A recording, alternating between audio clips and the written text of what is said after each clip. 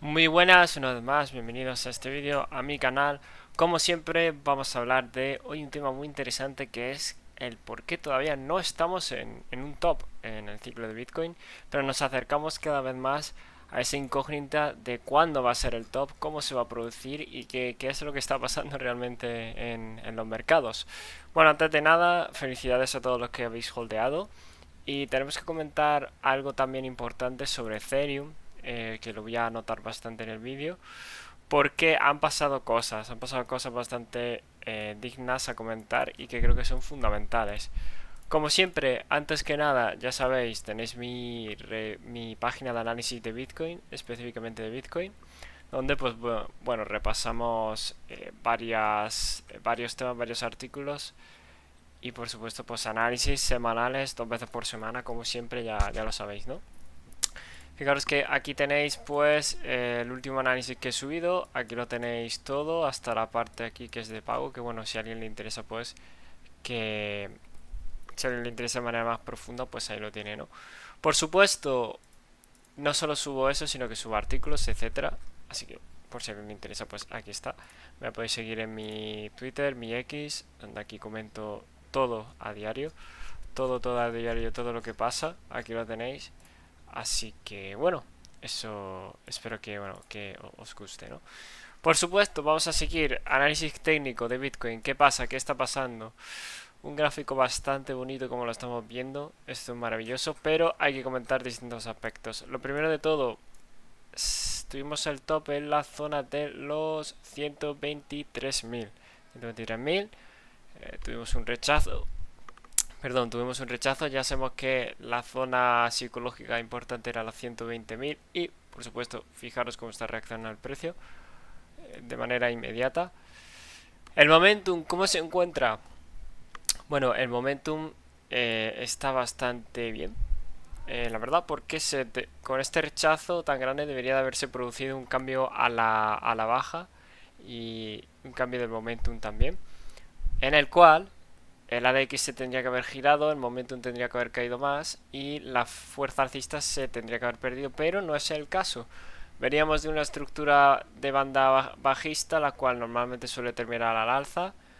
Si no hubiese roto a la tercera, que suele romper siempre a la tercera en este tipo de patrones, pues hubiese sido bastante malo y era para ser honestos, era mi escenario principal, que tuviésemos un verano más de rango y luego después de verano hacer este movimiento, pero se produjo lo contrario, se aceleró el proceso.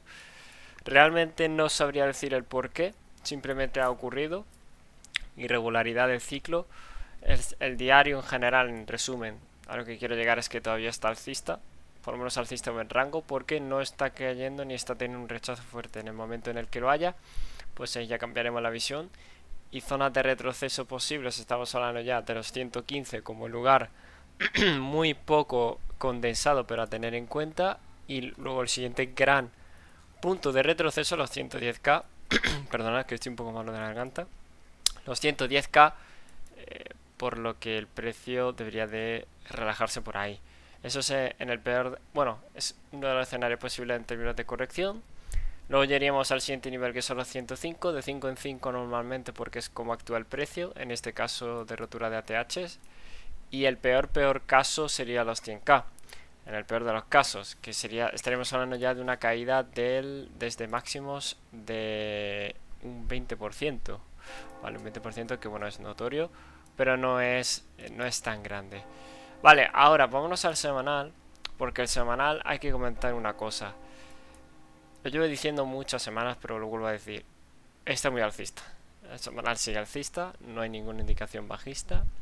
Así que no debería de caber en la cabeza que esto debe de parar, al menos por ahora, hasta que encuentre un techo mucho más notorio. Zonas que ya hemos comentado y tenéis varios artículos, pues los 130k como primer objetivo es bastante importante. Luego, no solo eso, sino que también nos encontramos ante la zona ya así de final de ciclo, para mí 150k. Y después de ahí ya son desviaciones más al alza, 180, lo que sea. Pero ya sabéis que yo siempre soy muy conservador. Luego, el semanal sin alcista, no hay mucho más que comentar. Mensual no lo voy a comentar porque no hay nada importante, sigue bastante bien. Así que no hay mucho más que comentar con Bitcoin. Ahora lo vamos a mirar desde las métricas on-chain, pero antes de nada vamos a comentar Ethereum. Fijaros, Ethereum mucha gente perdió la esperanza, yo incluido, porque hizo una underperformance total y absoluta comparada con Bitcoin, fue aterrador. Pero fijaros cómo ha tenido su merecida recompensa esperar tanto con Ethereum. Yo personalmente había perdido total esperanza, las cosas como son. No tengo Ethereum, pero aquí ha salido una serie de noticias y creo que ha sido muy inteligente la persona que ha holdeado Ethereum, teniendo en cuenta lo que voy a decir. Las personas que hayan holdeado Ethereum son las que, no todas, pero las que son, las que han tenido mucha inteligencia en términos de ver el mercado, han sido que han sabido apreciar que la organización de Trump tiene muchísimo Ethereum, por lo que el precio no iba a hundirse del todo, y que BlackRock ha decidido crear ETF de Ethereum, creo que fue, lo dijeron estos días atrás, y el precio pues se ha disparado también, ¿no? Eso ayuda bastante. Entonces el futuro de Ethereum ya no es incertidumbre, ya es algo asegurado. Por supuesto, sigo prefiriendo Bitcoin antes que Ethereum, desde luego eso es innegable. Pero bueno, los que tienen Ethereum y han pensado en venderlo, pues a lo mejor no deberíais de hacerlo debido a los grandes fundamentales que hay. Porque BlackRock es muy tocho que tenga esto. Por lo que lo veo perfectamente bien. Vale, ahora nos vamos a ir directamente a ¿dónde están las métricas? ¿Dónde están? Aquí. Vamos a irnos aquí, que son las métricas, y lo más importante que voy a comentar es esto. No creo que sea necesario ver más. Pero esta métrica de aquí, que es un oscilador... Uy, esto no es. ¿Dónde está esto de aquí? Esta métrica de aquí, que es un conjunto de todos los indicadores, nos dicen qué es lo que está pasando. ¿Y cuáles son los tops? Voy a poner directamente desde 2021, que se vea mejor los tops.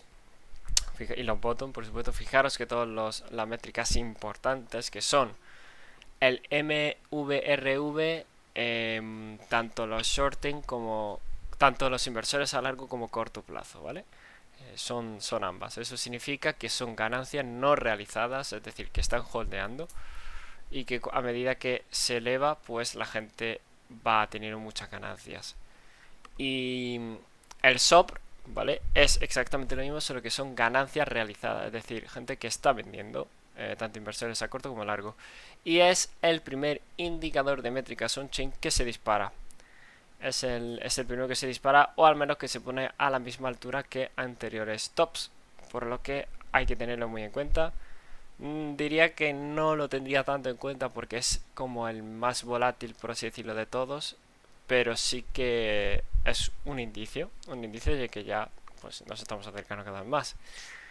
Luego, ¿qué más? Está el Reserve Risk, que no lo suelo usar mucho, así que lo voy a quitar. Y poco más, Lo más importante diría que es el MVRV para saber la gente que está en profits. Y la suma total, ¿vale? La suma total, que es esta línea, cuanto más arriba evidentemente que la suma de todo, pues peor, por supuesto. Esto es lo que quería comentar. Fijaros que bueno, todavía estamos ahí. Hay otra cosa que quiero ver, que es el Z-score de los holders a corto plazo, de las ganancias no realizadas. Fijaros cómo sigue subiendo. Aún no hemos llegado a un nivel impactante o preocupante, pero muy importante esto de aquí, que es que el precio medio base ha subido a 103k.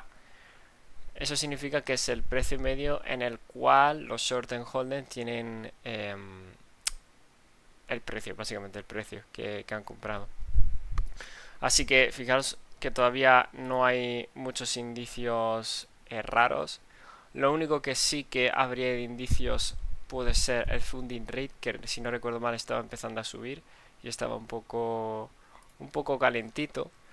Si no recuerdo mal, que estaba por aquí el funding rate, pero quiero que se cargue este. A ver si se carga, si no, pues pongo este y ya está.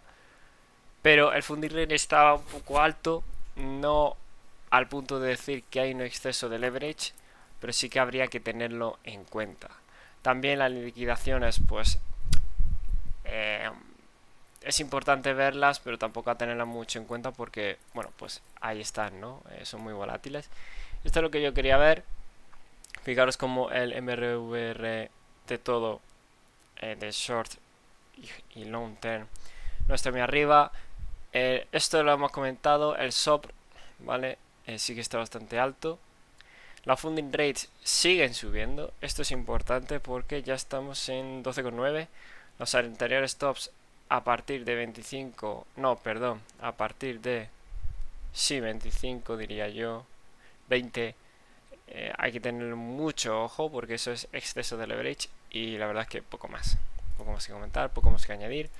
Espero que este vídeo os haya servido para ver un poco por dónde estamos y la perspectiva en general. Ya sabéis, cualquier duda en los comentarios o por X o por donde sea.